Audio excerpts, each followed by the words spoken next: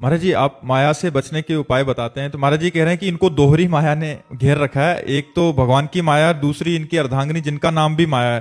तो हमें लगता है कि दोनों माया हमारे लिए बाधक नहीं है। बाधक जब हम वासना का शासन नहीं कर पाते हैं, चाहे बाहर की माया हो चाहे अंदर की माया हो, तभी हम परेशान होते हैं। अगर हम वासनाओं पर शासन करके और उसको अनुकूलता दे, जैसे समाज में है, हम समाज को अनुकूलता देने की सोचे तो कोई माया नहीं, और पत्नी को अनुकूलता देने की सोचे तो कोई माया नहीं। प्रतिकूल मत होना, अनुकूल बने रहना। अभिमान करके नहीं निकल सकते हो, भगवान की देवी शक्ति है, सर झुका के निकल सकते हो। भले पति प्राणेश्वर हो उनके, लेकिन थोड़ा नम्र रहना।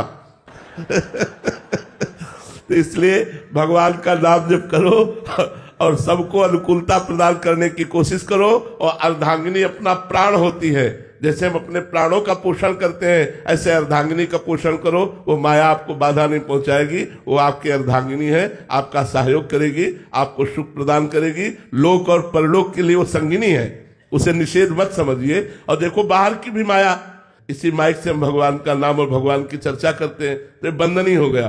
तो जो प्रतिकूल व्यवहार किया जाए तो माया निंदनी, और जो अनुकूल व्यवहार किया जाए तो माया बंधनी हो जाती है कि नहीं? तो माया तो बंधनी है। माया ने हमें शरीर दिया, माया ने शरीर पोषण के लिए भोजन दिया, माया ने हमारे मनोरंजन के लिए संसार रचा। निषेध क्या है? गलत आचरण, गलत व्यवहार, गलत चिंतन, गलत क्रिया।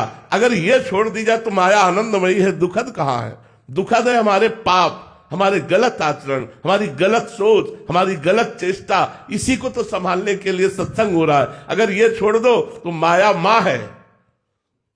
जैसे माँ अपने बच्चे को दुलार करती है, ऐसे माया हमारा पोषण करती, शोषण नहीं करती। शोषण करते हमारे विचार, हमारी क्रियाएं, हमारे आचरण। हम उनको सुधार ले, अपने विचारों को सुधार ले, अपने आचरणों को सुधार ले, गंदी बातों को सुधार ले, बस बढ़िया हो गया। कोई माया परेशानी नहीं। क्या परेशानी? अगर ये माया ना होती तो बैठे कहां होते? अगर ये माया ना होती तो इतनी आवाज कैसे सुनते? अगर ये माया ना होती तो तुम प्रेमानंद की आवाज भी नहीं सुन सकते थे, क्योंकि इस ढांचे के अंदर जो तत्व है उसको तो हम जान नहीं पाएंगे। हम बाहर जो निकलेगा वो समझ पाएंगे। तो बाहर जो वाणी निकल रही वो माया से, ये वाकेंद्री भी माया है, मन भी माया है, बुद्धि भी माया है। ए भाई, माया निषेध नहीं है, गलत आचरण निषेध है, गलत चिंतन निषेध है, गलत क्रिया निषेध है। जैसे देखो, बर्फी माया है, लेकिन ठाकुर जी को भोग लगा देते तो हाथ फैलाने का मन होता है ना, ए भाई थोड़ी सी देना हमको। क्यों? क्योंकि वो भगवान को समर्पित हो गई। तो नाथ सकल संपदा तुम्हारी, मैं सेवक समेत सुत नारी। कहां माया परेशान करेगी? आनंद ही आनंद हो जाएगा। अगर आप स्वामी बनोगे और अहंकार पूर्वक उसे दासी समझोगे, मनमानी आचरण कराना चाहोगे, तो फिर माया अपना रूप दिखा देगी। और अगर आप दास बनकर सेवा करोगे तो आपकी सेवा करती रहेगी, आजीवन आपको सुख पहुंचाती रहेगी।